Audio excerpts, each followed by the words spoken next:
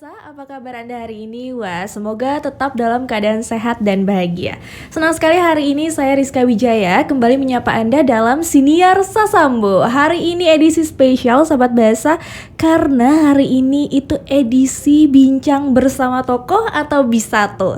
Tentu saja hari ini kita sudah kedatangan narasumber. Beliau merupakan Kepala Dinas Komunikasi Informatika dan Statistik Provinsi Nusa Tenggara Barat. Dan hari ini kita akan berbincang pemirsa terkait dengan literasi digital. Wah, pasti penasaran seperti apa perkembangan literasi digital di Provinsi Nusa Tenggara Barat kan? Oleh karena itu kita langsung saja mulai. Kita sapa terlebih dahulu Bapak Najamuddin Ami. Halo Bapak, apa kabarnya hari ini Pak? Alhamdulillah, kabar baik, sehat semuanya ya.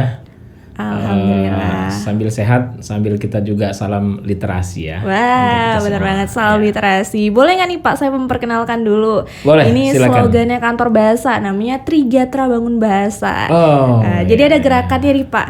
Gini, utamakan bahasa Indonesia, lestarikan bahasa daerah, kuasai bahasa asing, salam literasi. Boleh bareng-bareng nggak nih Pak? Boleh. Boleh ya? Jadi kita mulai ya nih sahabat bahasa. Mungkin sahabat bahasa yang sedang menonton bisa juga ikuti bersama di rumah. Bisa diulang dulu nggak? Boleh Pak, mungkin bisa diulang bareng-bareng dulu ya Pak ya. Okay. Trigatra Bangun Bahasa, utamakan bahasa Indonesia, Ya, utamakan bahasa Indonesia, lestarikan bahasa daerah, lestarikan bahasa daerah, kuasai bahasa asing, kuasai bahasa asing, salam literasi. Bisa ya Pak ya?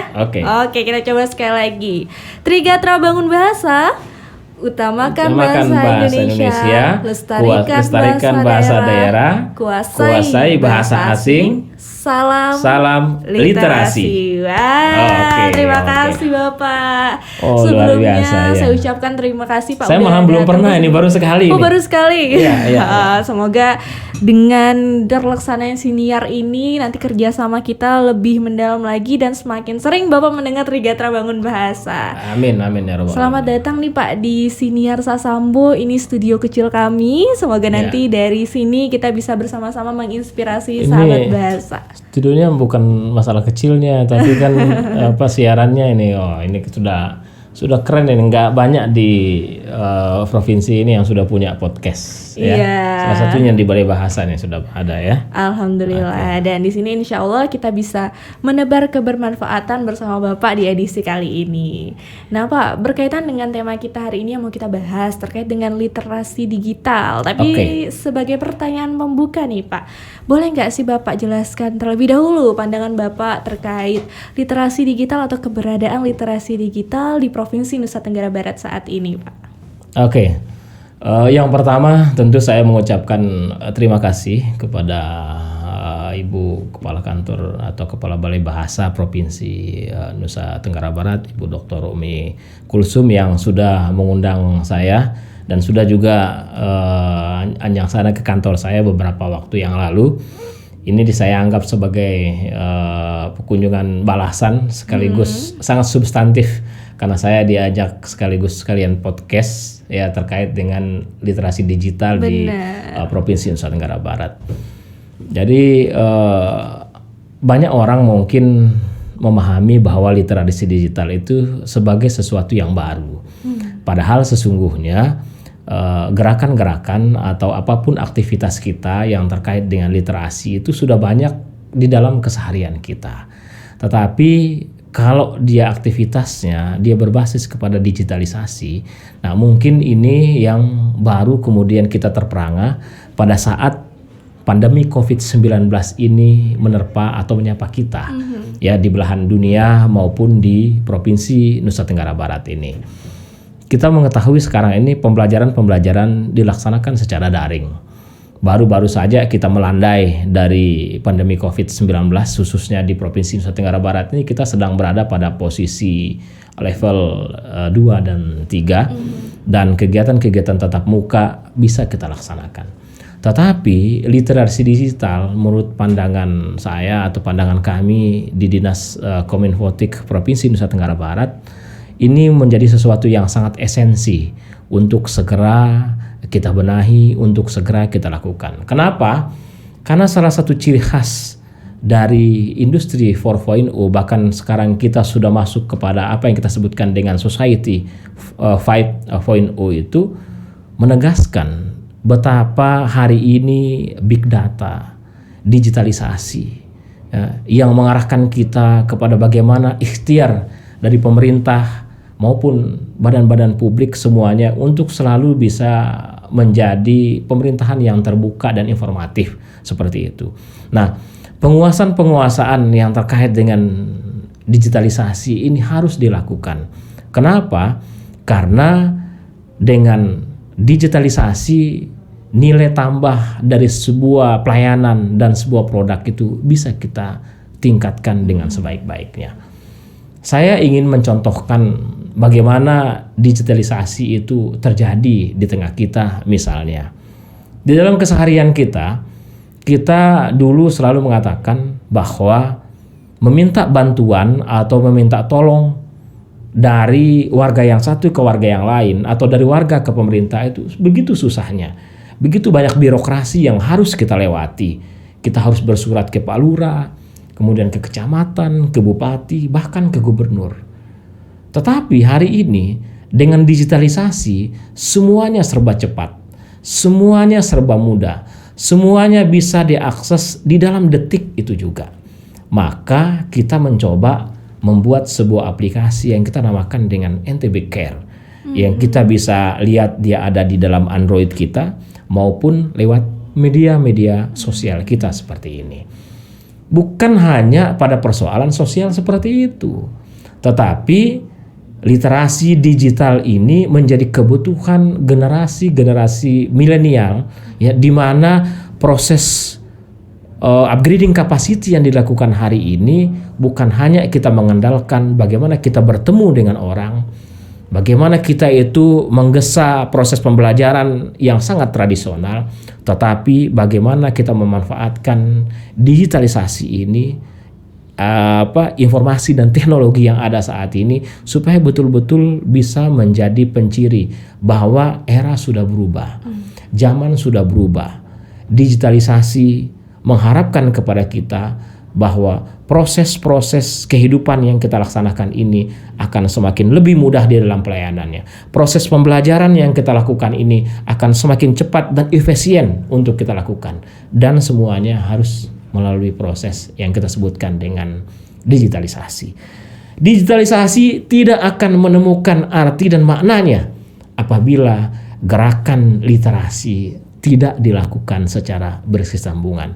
Sehingga literasi digital itu adalah sebuah keniscayaan di zaman atau di era disruption yang tidak menentu saat ini, di mana informasi dan teknologi menjadi jawaban bahwa digitalisasi ini haruslah menjadi sebuah gerakan yang berkesinambungan untuk menjawab tantangan anak-anak muda untuk solusi di masa-masa yang akan datang. Wah, benar sekali Pak. Digitalisasi ini mempermudah atau mengefisiensikan proses yang tadinya harus bertemu langsung, tapi dengan hanya berselancar di internet sudah dapat terlaksana kebutuhan-kebutuhannya.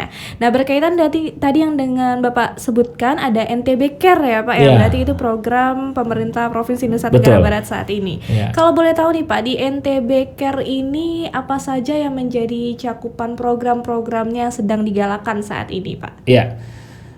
NTB Care ini hanya salah satu dari sekitar 64 inovasi daerah Provinsi Nusa Tenggara Barat yang dilaporkan atau mengikuti Innovation Government Awards Indeks Inovasi Daerah Kementerian Dalam Negeri Republik Indonesia.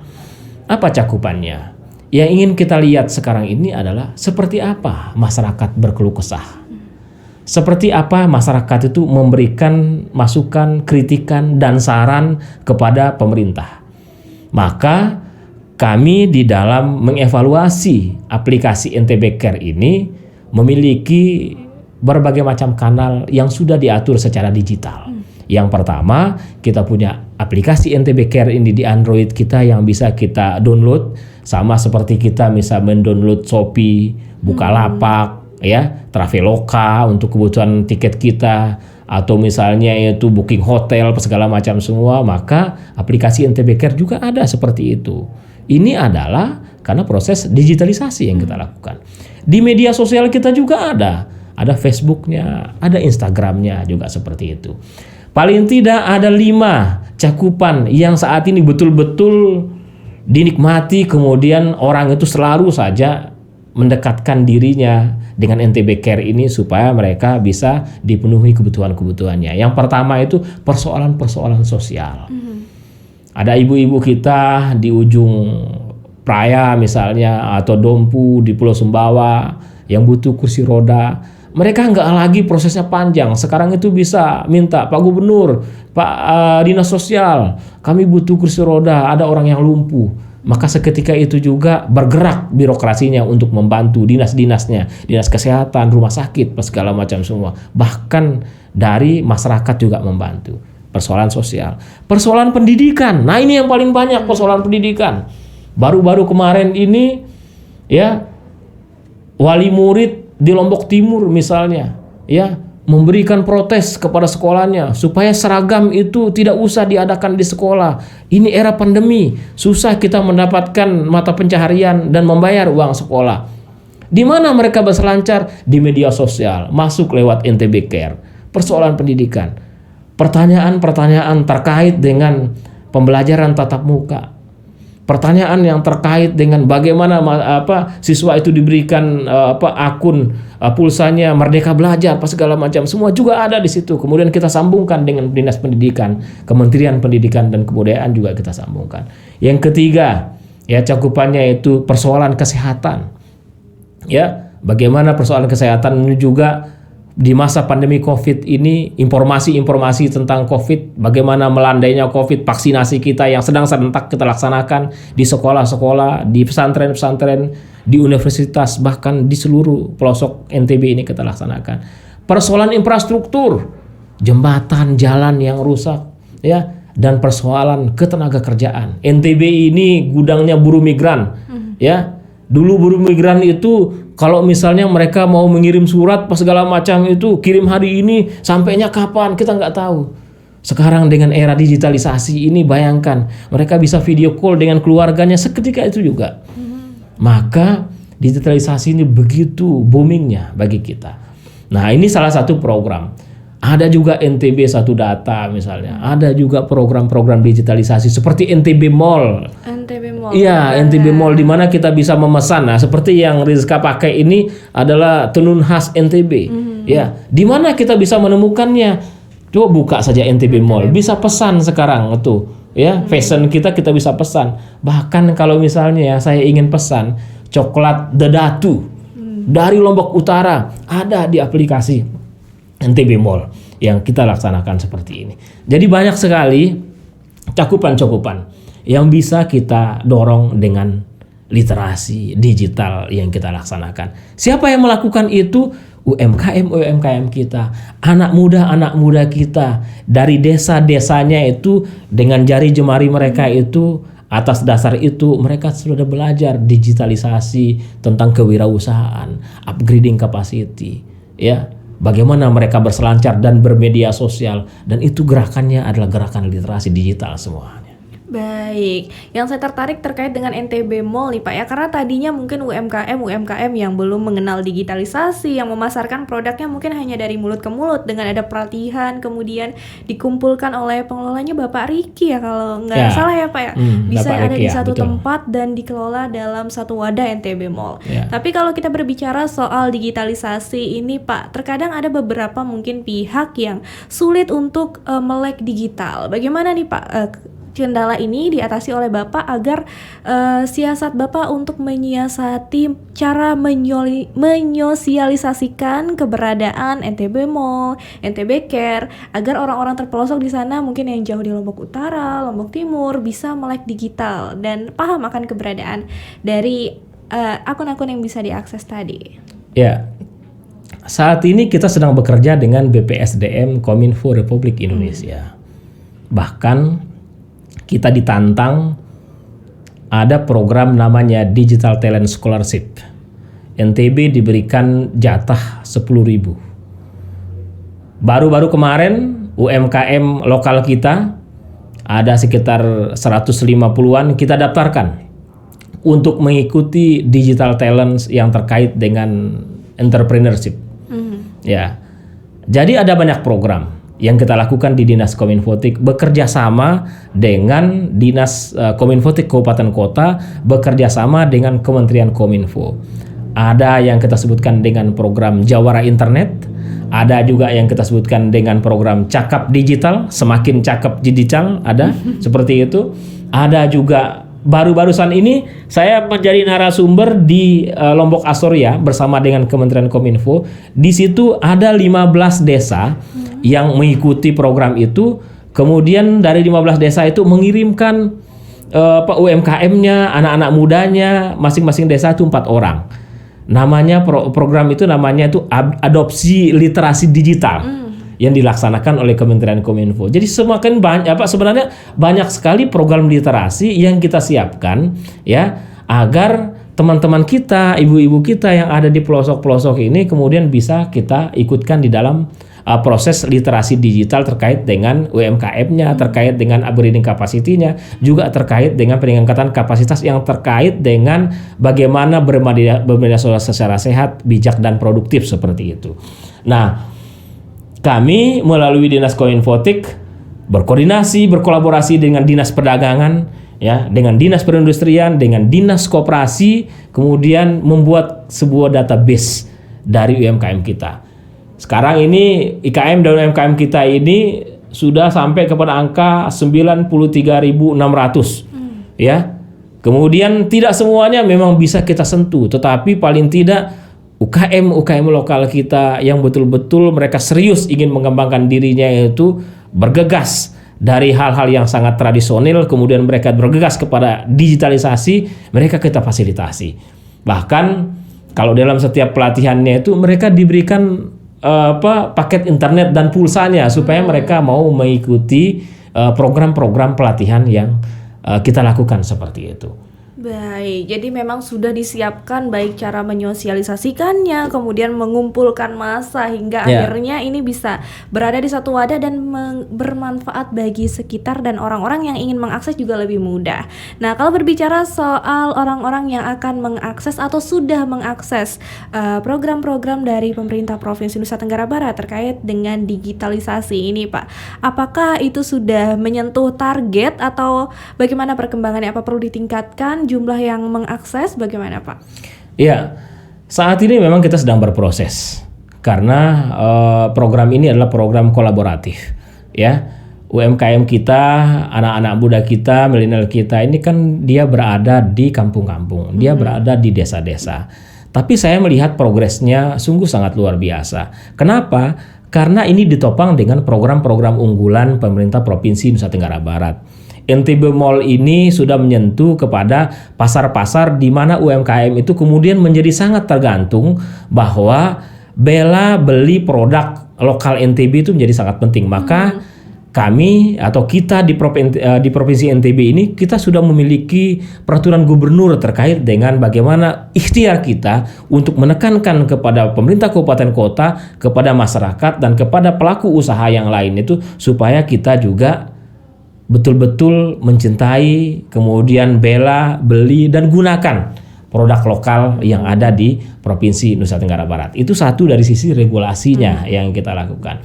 Kemudian yang kedua itu memang target yang kita harapkan ini sepertinya dari misalnya 10.000 atau 14.000 atau sekian itu menemui berbagai kendala yang sebenarnya tidak signifikan, tetapi lebih kepada bagaimana kita ya menegaskan bahwa digitalisasi itu sangat penting.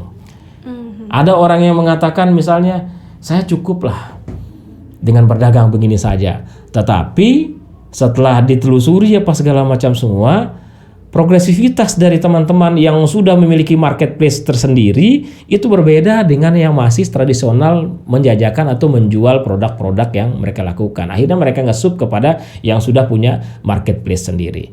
Coba kita bayangkan sekarang misalnya progresnya itu. Di Kota Mataram saja, di tingkat orang jualan tahu tek saja, itu sudah bekerja sama dengan Grab, sudah bekerja sama dengan Gojek. Itu proses digital yang sudah dilakukan seperti itu.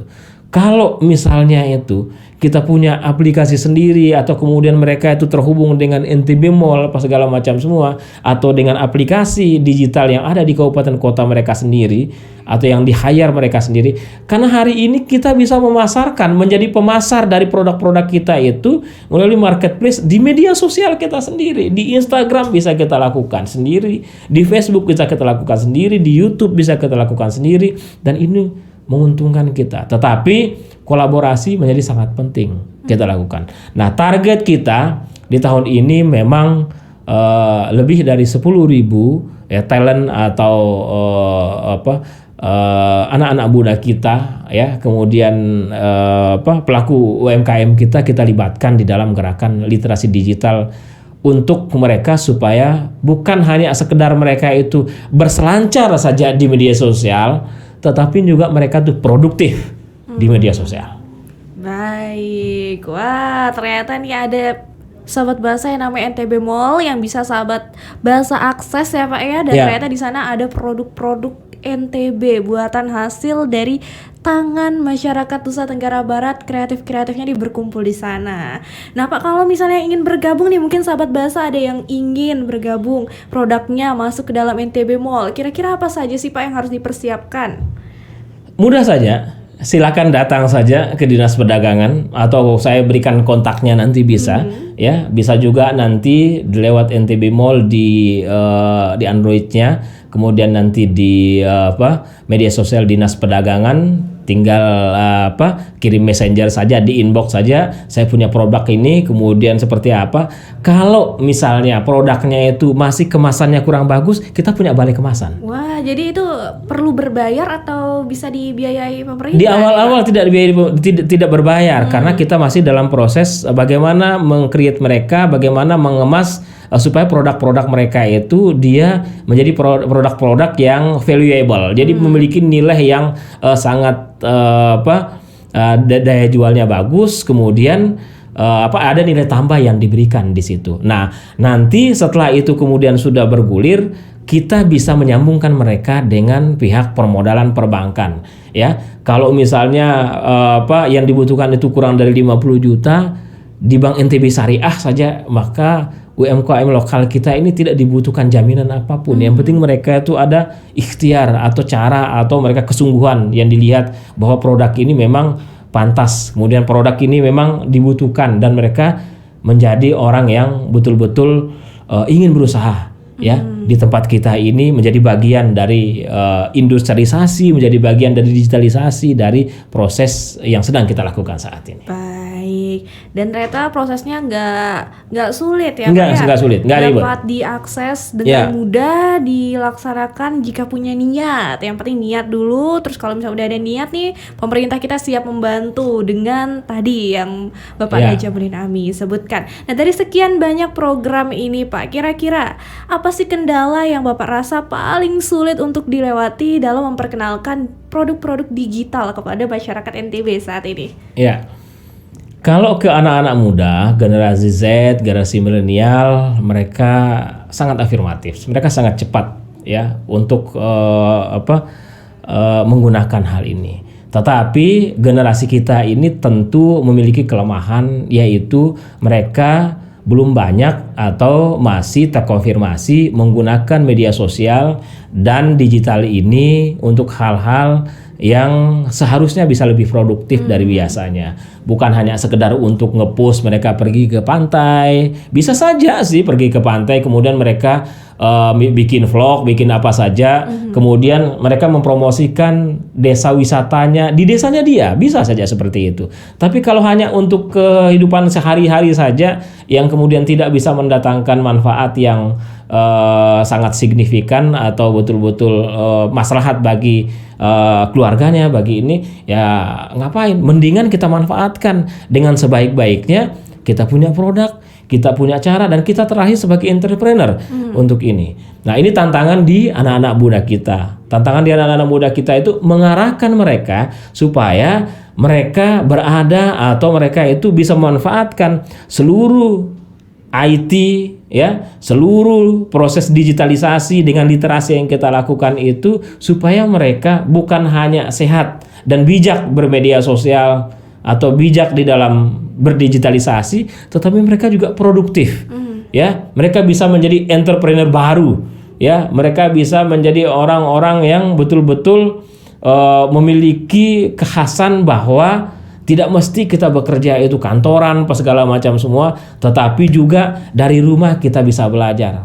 Dari rumah kita juga bisa produktif. Dari rumah kita bisa mengelaborasi seluruh potensi-potensi yang ada di lingkungan sekitar kita. Bahkan dari rumah mereka bisa menjadi relawan sosial, di mana ada orang yang sakit, ada orang yang serba kekurangan, ada orang yang harus dibantu, mereka kemudian menjadi orang yang sangat betul-betul helpfulness gitu ya, betul-betul orang yang bisa membantu orang ya dengan media sosial dan dengan digital yang mereka pelajari. Untuk ibu-ibu ya, untuk generasi-generasi ya tua segala macam yang memang mereka itu sudah berjualan, sudah berusaha ya. Mereka berada di lingkungan masing-masing birokrasi ya, di lingkungan dunia usaha, di lingkungan masyarakat, pas segala macam semua. Tentu kesulitannya itu adalah mereka belum banyak atau belum terbiasa dengan proses digital yang kita lakukan. Bagaimana sih mereka itu berjualan di media sosial misalnya itu. Nah, apa tugas kita? Tugas kita itu yang mengajarkan.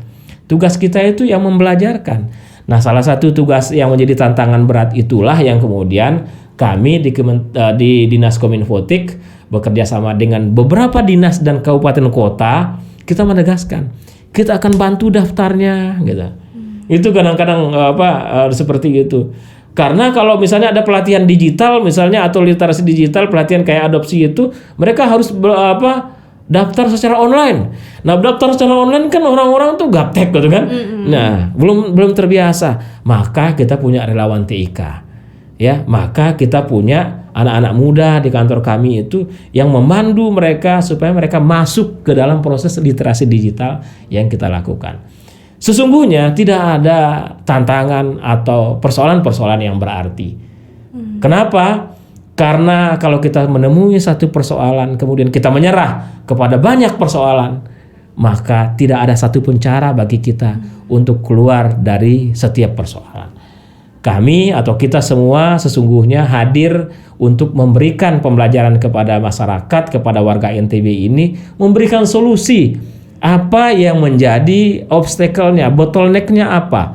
Apalagi hanya sekedar mereka hanya belajar sedikit, kemudian setelah itu mereka bisa keluar dari persoalan yang sesungguhnya setelah kita kasih tahu, ya ternyata ibu-ibu lebih pandai, lebih pintar bermedia sosial daripada kita semua. Seperti itu. Karena sekarang ibu-ibu sangat gandrung dengan belanja online segala macam. Benar sekali. Ya. Bahkan tak jarang mungkin UMKM di NTB saat ini sedang kebanjiran pesanan setelah mengalami proses digitalisasi.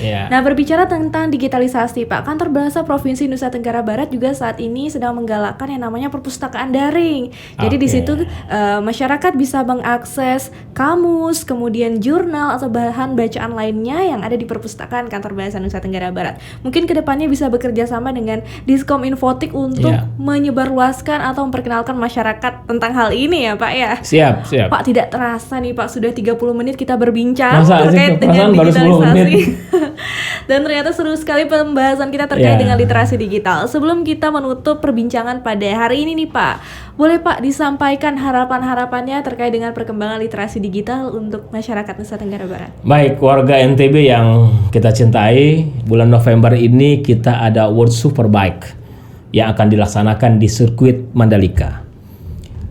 Bulan Februari Maret tahun 2022 akan ada MotoGP yang akan hadir secara langsung ya di sirkuit Mandalika, sekaligus mewakili Indonesia. Bukan hanya NTB kita berbicara, tetapi kita berbicara Indonesia. Kenapa saya katakan dua hal ini? Ini bisa menjadi pengungkit pertumbuhan, perkembangan ekonomi yang ada di Provinsi Nusa Tenggara Barat. Dan oleh karenanya, tidak ada jalan lain bagi kita selain kita terus mengasah diri, terus kita melakukan upgrading capacity kita.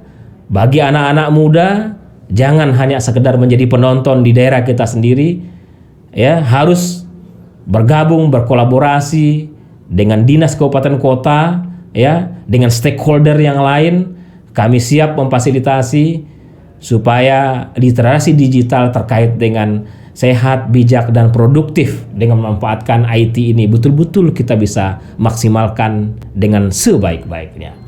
Yang kedua, tentu harapan kita semua di dalam kesempatan ini adalah bahwa semua yang kita lakukan ini semata-mata untuk memberikan persembahan terbaik, bahwa Nusa Tenggara Barat ini bisa berbicara bukan hanya di kancah nasional, tetapi juga bisa berbicara di kancah internasional. MotoGP kita di depan mata, dan oleh karenanya semua yang terkait dengan upaya kita untuk selalu mencintai negeri ini, mencintai tanah air ini, ya, mencintai apa yang menjadi produk-produk lokal kita, harus kita lestarikan dan harus betul-betul kita jaga dengan sebaik-baiknya. Termasuk di dalamnya itu adalah apa yang menjadi sumpah pemuda kita, mencintai bahasa Indonesia, ya, menggunakan bahasa Indonesia yang baik dengan benar, dan kemudian kita memanfaatkan seluruh apa yang menjadi produk dari Balai Bahasa ini. Salah satunya adalah perpustakaan daring, di mana di situ kita bisa mengupload, kemudian kita bisa melihat apa saja cara bagi kita untuk meningkatkan kapasitas kita, meningkatkan daya juang produktivitas kita, sehingga kita semua bisa berkolaborasi untuk membangun NTB Gemilang dan Indonesia Maju. Wah, bisa kita ulangin bersama NTB Gemilang Indonesia Maju ya, Pak ya? Iya. Baik, 1, 2, 3. NTB Gemilang Indonesia Indonesia Maju. Terima kasih Bapak sudah membersamai saya di Siniar Sasambo edisi Luar kali biasa, ini. ya. Semoga kita bisa bertemu dan Bapak nggak bosan-bosan untuk datang ke studio Siap, kami ya, Pak ya. Baik, sahabat bahasa, sampai di sini dulu perjumpaan kita dalam Siniar Sasambo edisi Bincang Bersama Tokoh hari ini. Sampai jumpa. Nah, sahabat bahasa, itu tadi tayangan Siniar Sasambo edisi kali ini. Gimana? Seru kan? Nah, maka dari itu sahabat bahasa, jangan lupa untuk berlangganan kanal YouTube Kantor Bahasa Nusa Tenggara Barat. Sukai video yang kamu pilih, berikan komentar dan nyalakan lonceng pemberitahuan supaya kamu tidak ketinggalan video-video terbaru dari Kantor Bahasa Nusa Tenggara Barat. Tadi video-video yang kamu saksikan juga kamu dengarkan dan saksikan melalui SoundCloud dan Spotify Siniar Sasambo. Jangan sampai terlewat ya. Dah.